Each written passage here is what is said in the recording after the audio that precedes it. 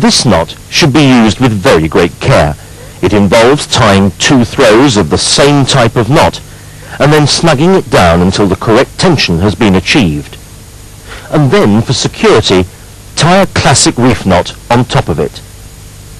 This should only be used in a controlled situation where the surgeon needs to utilize a slip knot.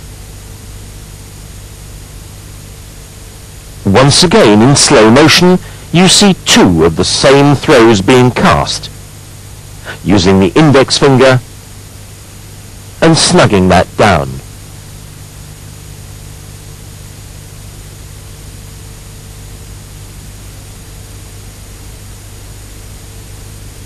And then a similar throw using the index finger again.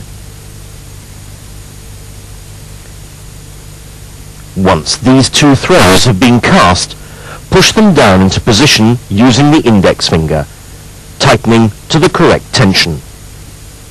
A reef knot should be tied afterwards for security. It is absolutely essential that a formal reef knot is tied, otherwise the slip knot will slip and become insecure.